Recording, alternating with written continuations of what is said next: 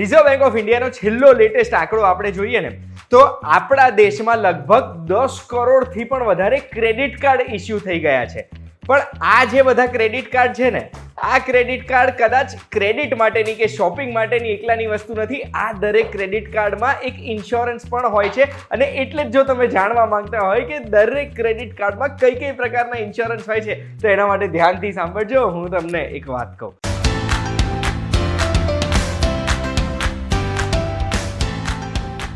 એક વાત કહું, આપનું સ્વાગત છે. મારું નામ છે ગુંજ ઠક્કર અને આ ક્રેડિટ કાર્ડ પાછા વોલેટમાં મૂકી દઈએ.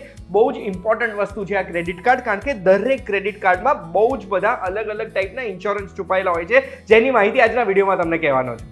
સૌથી પહેલું લાઈફ ઇન્સ્યોરન્સ હોય છે ઘણા ક્રેડિટ કાર્ડ્સમાં. એનો મતલબ છે કે જો જે ક્રેડિટ કાર્ડ વાપરી રહ્યા છે એમનું જો નિધન થઈ જાય છે તો એમના પરિવારને થોડા પૈસા તો મળે છે. કાં તો એવું પણ બની શકે કે આ લાઈફ ઇન્સ્યોરન્સના લીધે એમના ક્રેડિટ કાર્ડની જે બાકી રકમ હોય ને એ ઓટોમેટિકલી ઇન્સ્યોરન્સ કંપની પે કરી દે, આપણે પે ના કરવું પડે. એવી રીતે જ ઘણા credit card disability insurance offer કરતા હોય. એટલે કોઈ પણ વ્યક્તિને જો કોઈ પણ જાતની ખોડખાપણ થઈ ગઈ કે પછી એમની નોકરી જતી રહે છે ખોડખાપણના લીધે કે કોઈ પણ એક્સિડન્ટમાં ડિસેબિલિટી થઈ જાય ને, એવા સંજોગોમાં એક રકમ તો એમને મળે જ છે. એમના ક્રેડિટ કાર્ડનો જે બિલ છે કે જે ખર્ચા છે એ પણ થોડા સમય માટે વેવ ઓફ થઈ જશે.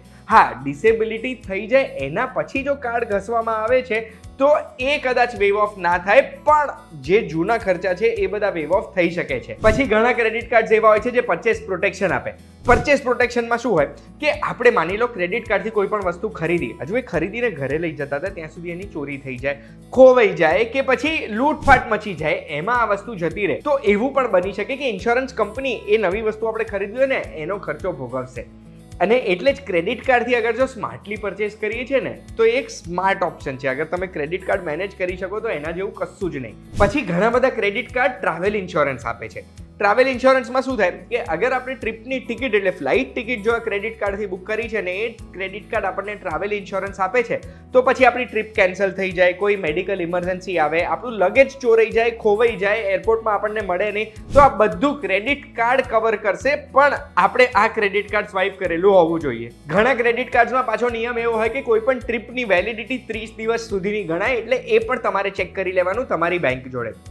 પછી એક્સિડેન્ટલ ડેથ થાય કે એક્સિડેન્ટલ ઇન્જરી થાય ને તો બહુ જ બધા ક્રેડિટ કાર્ડ એવા હોય છે જે એક ટાઈપનું ઇન્સ્યોરન્સ આપતા હોય છે અને એમાં 2 લાખથી લઈને 40 લાખ રૂપિયા સુધી નોમિનીને મળવાપાત્ર છે એક્સિડેન્ટલ ડેથ કે ઇન્જરીમાં. એ પણ ચેક કરાવી લેવાનું. પછી જો કાર્ડ આપણું ખોવાઈ જાય છે કે ચોરાઈ જાય છે ને કોઈ સ્કેમર કે કોઈ ચોર આપણા કાર્ડને યુઝ કરીને શોપિંગ કરી લે છે, વસ્તુઓ ખરીદી લે છે, તો એ પણ પૈસા આપણે ભરવાના નથી હોતા. એવી સિસ્ટમ પણ ઘણા કાર્ડ્સમાં હોય છે. પણ આ બધી જ વસ્તુઓમાં એક નિયમ હોય કે આટલા દિવસમાં તમારે બેંકને જાણ કરવાની કે કાર્ડની કંપનીને જાણ કરવાની. અને એટલે જ હું તમને સજેસ્ટ કરીશ કે ક્રેડિટ કાર્ડ તમારી પાસે જો હોય ને તો દરેક ક્રેડિટ કાર્ડની ખાસિયતો તમને ખબર હોવી જોઈએ, કેવા ઇન્સ્યોરન્સ છે એ ખબર હોવી જોઈએ, અને તો જ તમે એનો ફાયદો લઈ શકશો. બેસિકલી આપણે જે વસ્તુ વાપરીએ છીએ એનું નોલેજ આપણને મળેલું હોવું જોઈએ. આજે મેં તમને જે ક્રેડિટ કાર્ડની માહિતી આપી ને, આ વિડીયો અહીંયા પૂરો નથી થતો, વિડીયો અહીંયા શરૂ થયો છે. તમારે હવે આ વિડીયોને આગળ કઈ રીતે વધારવાનો છે તો તમારે તમારી બેંકમાં ફોન કરીને પૂછવાનું છે કે જો તમારી પાસે ક્રેડિટ કાર્ડ છે તો એ કઈ કઈ સુવિધાઓ તમે આપે છે અને એ સુવિધાઓમાં કયા કયા નિયમો છે એ તમારે જાણ કરવાની છે. શું આ વિડીયોની માહિતી તમને ગમી? અગર એનો જવાબ હા છે તો બસ આવી જ માહિતી જોવા માટે vtvgujarati.com નું એપ ડાઉનલોડ કરી દેજો. અને આવી માહિતી જોવા માટે એક વાત કહું, રોજે જોતા રહેજો. આપણે ફરી મળીશું.